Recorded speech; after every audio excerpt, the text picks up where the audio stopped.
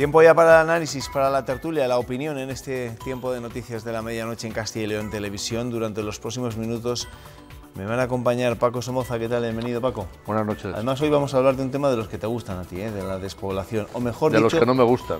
De las medidas para corregir la sí, despoblación. Alguno igual hasta te ha hecho algo de caso. Alejandro Menéndez, ¿qué tal estás? Bienvenido. Muy bien, muchas gracias. Buenas noches. Estar aquí con vosotros. Con los titulares de la prensa regional, con lo que vamos a poder leer mañana en los periódicos de nuestra tierra, viene como cada noche Ernesto Escapa. Ernesto, ¿qué tal estás? Bienvenido. Buenas noches. ¿Empezamos con qué hoy? Pues mira, con noticias que tienen relación con la sanidad. Primero, Diario de León destaca en su primera que León a la cabeza del país por duración de las bajas laborales. Duplica la media nacional con 69 días por año y asalariado. Diario de Burgos destaca que el gerente de primaria ve insostenible mantener 2 puntos de atención urgente en la capital. Y el diario La Razón, la propuesta del PP que promete una sanidad pública de calidad, sin inventos ni fantasmas. Cambiando de tema, Diario ABC destaca en sus páginas de Castilla y León las declaraciones de Carlos Martínez, alcalde de Soria. Martínez niega el socialismo de Puente por no aspirar a una sociedad de iguales. Diario Palentino destaca en su portada que los palentinos que emigran al extranjero son hoy 2/3 menos que en 2009.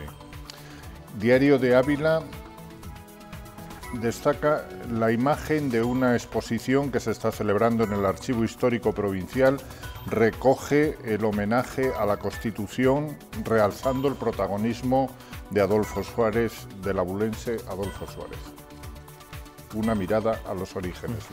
Bueno, esos son los titulares y las imágenes de las primeras páginas de los periódicos de nuestra comunidad. Y les decía yo que íbamos a empezar este tiempo de opinión hablando de la despoblación, porque se ha convertido en la noticia sin lugar a dudas de la precampaña, primero por esa manifestación multitudinaria del pasado domingo en Madrid, convocada por Soria Ya y por Teruel Existe, y hoy ha habido un debate que, por cierto, les ofreceremos en la 8 el próximo domingo, un debate moderado por Manuel Campo Vidal, en el que políticos, sobre todo políticos de nuestra tierra, han hablado de eso, de las soluciones que plantean sus partidos para hacer frente a este reto demográfico.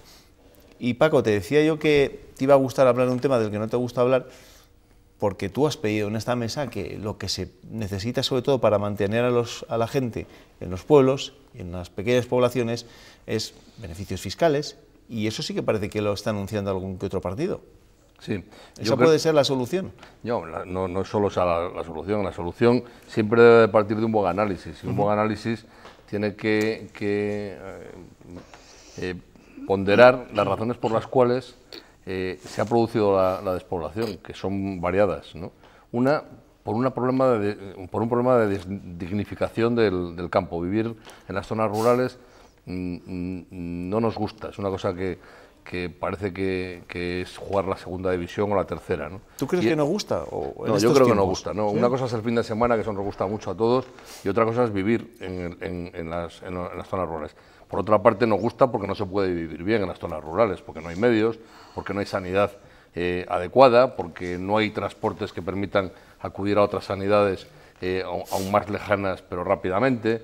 En definitiva, porque no hay servicios y porque la periferia siempre es un lugar del olvido, ¿no? Y entonces, pero ¿cuáles son las razones por las cuales se produce la despoblación? Porque se concentra las grandes inversiones, las grandes actividades, siempre en el entorno de las grandes ciudades, porque es más cómodo, porque a la gente le gusta, porque están los grandes hospitales. Habrá que intentar invertir ese proceso, además de reducir impuestos, que esa es una medida casi que habría que poner de forma automática. No se puede vivir en Alta Sanabria y pagar los mismos impuestos que uno que vive en la calle Serrano en Madrid. No es justo, o sea, porque los servicios no son los mismos. Claro. El catedrático de Derecho Financiero y Tributario que nos diga eso, si es injusto que se paguen los mismos impuestos cuando no se prestan los mismos servicios. Pues hombre, yo creo que hay injusticias más flagrantes en materias impositivas, por ejemplo, entre las comunidades autónomas, ¿no? Esta diversidad legislativa que se vincula con una frase que no significa nada, pero que se utiliza mucho, la de la España plural, nos lleva a que en Madrid no se pague el impuesto de patrimonio, no se pague impuesto de sucesiones en las primeras herencias y se pague mucho menos renta. Y otra cosa, otro dato, y es que el control fiscal en Madrid es mucho más improbable que en una capital de provincias pequeña como Zamora o Valladolid. Entonces, quien se puede mover, que son los empresarios, tienen la posibilidad de ir a un sitio donde se tributa menos. Yo creo que en el tema de la rural, pues hay que ser un poco realista. A mí me parece que pretender que una pedanía tenga los mismos servicios que una provincia, que una capital de provincia, es imposible, ¿no? Yo lo que creo es que hay que buscar como capitales de comarcas, de región, de zonas que están bien servidas, yo creo, pero que todavía se puede mejorar, ¿no? Pienso aquí en Río Seco, que voy con frecuencia, etcétera. Y luego, bueno, pues a partir de ahí, eso, fomentar la igualdad entre los españoles, vamos, para que se puedan hacer inversiones y pueda crecer esto, ¿no? Eso se puede suplir con mejores medios. Por ejemplo, yo hace muchos años, ya muchísimos años, formé parte de una comisión que solicitaba un hospital para Sanabria. Y era un absurdo absoluto. Un hospital para Sanabria era absurdo. Porque a ver qué médico después va a Sanabria a operarte del hígado y qué paciente va a operarte con el médico en Sanabria del hígado. Pero lo que finalmente nos parecía que era sensato era pedir un helicóptero.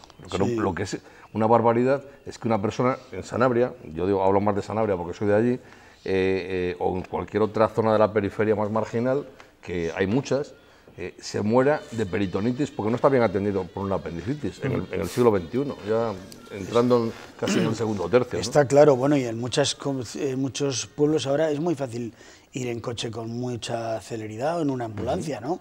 Una ambulancia que puede estar medicalizada, etcétera, etcétera, ¿no? Ya. Alejandro, tú antes hablabas de realismo y os introduzco un tema más en este debate. Lo que plantea Óscar Puente acerca de priorizar inversiones, sobre todo en su ciudad, ¿es realista o egoísta? Hoy ha sido el alcalde de Soria el que le ha dicho que él no es socialista porque no quiere la igualdad entre todos.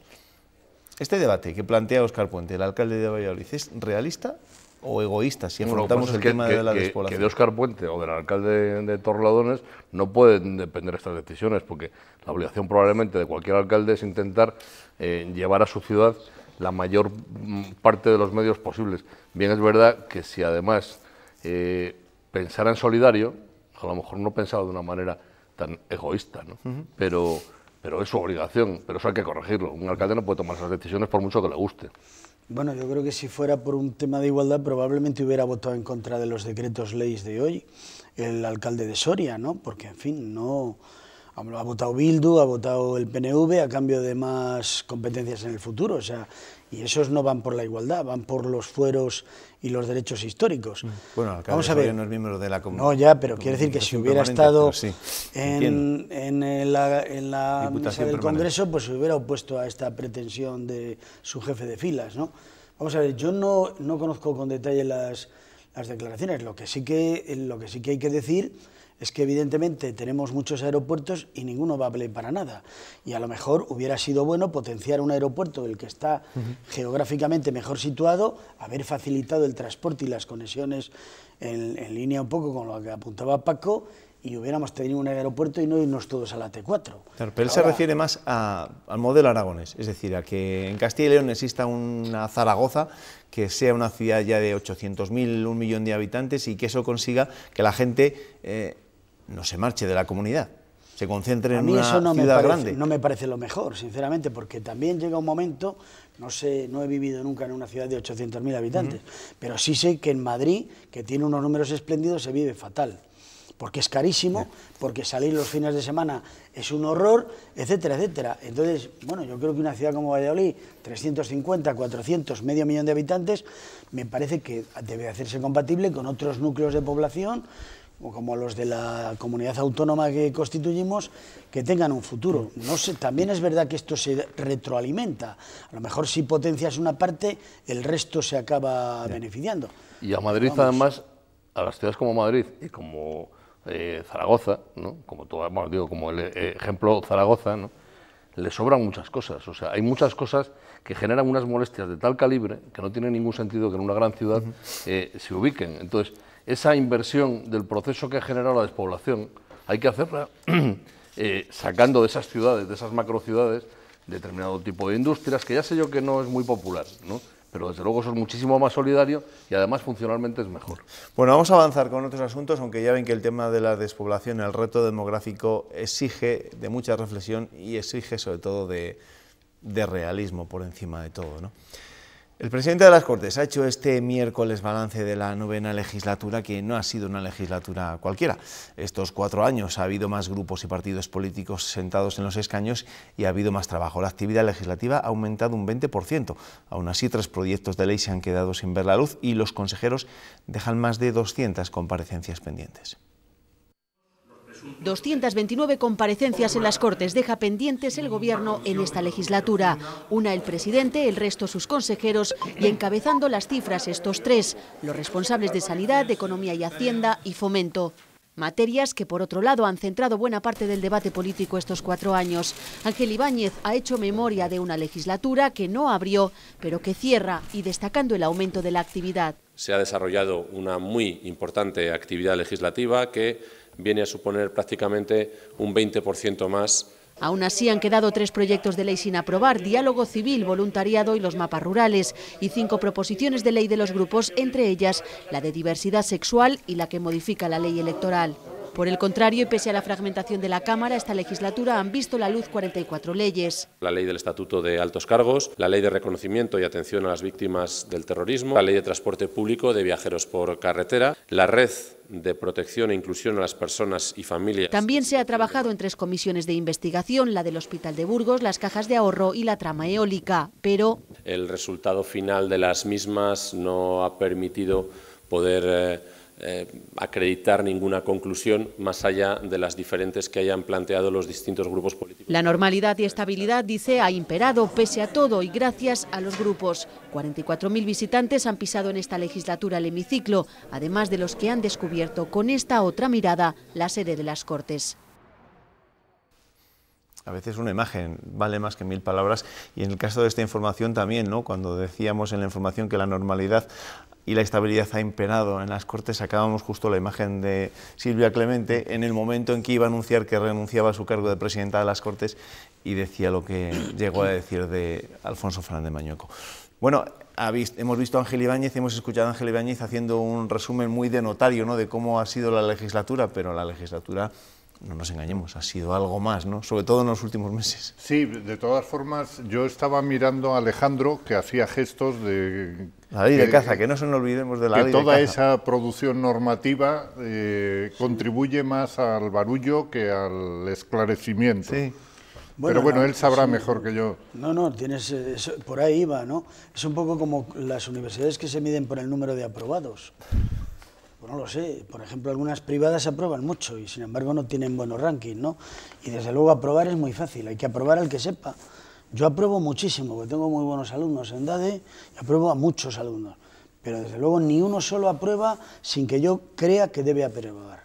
O sea que eso de hacer muchas leyes hay que hacer pocas y buenas.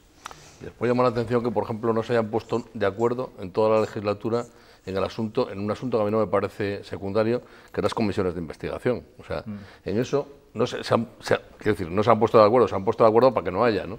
Y yo creo que bueno, eso para también, que no haya conclusiones. Bueno, conclusiones, efectivamente, pero yo, siempre que una comisión de investigación se produce dentro de un ámbito tan circunscrito a las personas también investigadas, en cierto modo, ¿no?, o relacionadas en algún grado con los asuntos, parece que es un poco complicado. Eso es un poco como poner la zorra a cuidar de las gallinas. Eso tendría que tener unas comisiones externas que investigaran a los internos o a los que de alguna manera estuvieran participando en eso, porque es que si no es difícil. Yo entiendo que es muy difícil llegar a conclusiones. Por cierto, yo decía que había algo más en el análisis de esta 9ª legislatura y veíamos antes imágenes de Silvia Clemente, una Silvia Clemente a la que creíamos que íbamos a ver la semana que viene pregonando la Semana Santa de Sahagún, pero al final va a ser que no. Exacto. Además, ha renunciado a esa invitación. El pregón de la Semana Santa de Sahagún, que yo hice hace 2 o 3 años, no recuerdo la fecha exacta, en la iglesia, de la antigua iglesia de la Trinidad, que ahora es un centro cultural, tiene mucha tradición en la provincia de León y en Sahagún, pero no vamos a tener el privilegio este año de escuchar el pregón de Silvia Clemente. No, pues yo si estuviera en su lugar haría el pregón, ¿por qué no? O sea, bueno, han sido unos días bastante complicados para las presidentas de las Cortes, tampoco nos vamos a engañar. Vamos ya con la política pura y dura, y precisamente vamos a empezar hablando del partido, del que por el que había fichado también Silvia Clemente, porque Albert Rivera sigue con su campaña de fichajes. Hoy ha sido uno del PP, un ex-PP, el expresidente de Baleares, José Ramón Bauzá. También irá en la lista a las europeas, como la vallisoletana Soraya Rodríguez, y hoy el líder de Ciudadanos defendía esta política de adquisiciones. Y una cosa seria también a los medios de comunicación: transfugismo es delito. Hay medios que están utilizando la palabra tránsfuga, que es una cosa delictiva, para personas que libremente deciden dejar de votar a un partido o dejar de militar en un partido. Yo no sabía que militar en el PP o el PSOE era vitalicio. Soraya Rodríguez ayer hizo un discurso impecable defendiendo la Constitución y dijo, y yo también lo creo, que cree en una nación de ciudadanos libres e iguales, y no en una nación de naciones, ni en indultos, ni en referéndums, como quiere su excompañero Iceta. Bueno, sobre esta política de fichajes de Ciudadanos y por el caso más cercano que nos ocupa en este momento, el de la vallisoletana Soraya Rodríguez, ¿vosotros cómo lo habéis interpretado? ¿Cómo veis este tipo de decisiones, tanto de Ciudadanos como de Soraya Rodríguez? Hombre, el argumento de Soraya, que dice que por encima de la lealtad a un partido está la lealtad a un país, a mí eso me parece de una contundencia absolutamente llena de justificaciones, es así, ¿no? Hombre, no lo ha dicho hasta que ha visto que se quedaba fuera de las listas. Ya, bueno, claro. Eso pasa, eso en el fútbol, que nos gusta a todos bastante, los de esta mesa, ¿no? Pasa habitualmente. Y siempre sucede lo mismo. El que se va, ¿no?, y deja un hueco, un vacío y una pena en el equipo que abandona, pues genera una especie de cabreo que no tiene redención, y en cambio los otros que lo reciben encantados. Eso es así. La cuestión es que en un partido o en otro, ¿no?, que parece que es que estos estuvieran jugando solo para su partido, ¿no? No están jugando para los ciudadanos en general, están jugando para la sociedad. Por tanto, que Soraya lo haga bien en Ciudadanos a mí me parecerá estupendo. Alejandro, ¿tú cómo lo ves? Yo, con todos mis respetos a las personas con las que tengo una relación cordial y afable, Soraya ha sido alumna mía hace ya bastante tiempo. ¿Quién no ha sido alumno tuyo? Efectivamente, yo creo que vosotros. Nosotros tres, por eso sabemos menos. Efectivamente. Por eso estamos... Pues, y que siempre ha sido una persona muy afectiva y muy educada. Yo no lo entiendo, ni lo entiende a ella, ni entiendo al secretario técnico que le ha fichado. O sea, yo creo que es una persona que toda su actividad se ha circunscrito mucho a la provincia de Valladolid y que lleva muchos años en un partido con unas siglas, que esta mañana creo que le han entrevistado y dice que sigue siendo socialista. Porque claro, tampoco se puede cambiar de convicciones, al menos aparentemente de un minuto a otro. De equipo es más fácil, pero de convicciones no. Y tampoco creo yo que tenga un tirón, no sé. Este señor de Baleares yo creo que era más conocido, había sido presidente de la comunidad autónoma. ¿Tú de verdad crees que hay mucha diferencia ¿Pensáis que hay mucha diferencia, en esencia, entre la política que plantea Ciudadanos y la que plantea el PSOE? Yo es que pero cada vez entiendo... yo creo que no. Pero no, yo tampoco. No lo sé, igual ahora todo está discutiéndose en torno a la unidad de España. Vamos, hay un dato muy elocuente en materia fiscal. La fiscalidad durante el tiempo del PSOE siempre ha sido mejor que la del PP con los... A lo mejor por la coyuntura económica también, ¿no? Con los más ricos, por decirlo en términos sencillos, vamos, es una evidencia. Con Zapatero desapareció el impuesto de patrimonio, el impuesto de sucesiones y se pasaron a rendimientos de tipo proporcional los rendimientos del capital. Pero hombre, quiero decir que una cosa es esa, y otra cosa es que uno, digamos, que puede pensar que pertenece a una corriente que a lo mejor es un poco en el sentido filosófico un fluir heraclitiano que algún día se hará verdad, pero no sé, cambiar de un momento a otro le pasó a San Pablo, claro, iba contra los cristianos y se dio la vuelta, es el patrono de los tránsfugas. Pero aquí el alcalde de Valladolid, que no lo llames tránsfuga. Bueno, me refiero que San Pablo es el patrono de los tránsfugas. Se me ha venido a la cabeza porque es el que representó de forma más elocuente el cambio de criterio, ¿no? Pero el alcalde de Valladolid ha dicho que no se admiten devoluciones por el caso de Soraya. Sí, lo he leído. Eso han dicho también, es verdad. Tampoco los quieren. Vamos ya con el asunto de la Diputación Permanente al que se ha referido hace unos minutos también Alejandro Menéndez. El Gobierno ha recuperado la mayoría de la moción de censura y ha sacado adelante sus decretos de los llamados viernes sociales. Esa Diputación Permanente de la Cámara ha convalidado los 6 que había llevado Moncloa, entre ellos la equiparación de permisos de paternidad o el decreto sobre el alquiler de viviendas. Abstenciones.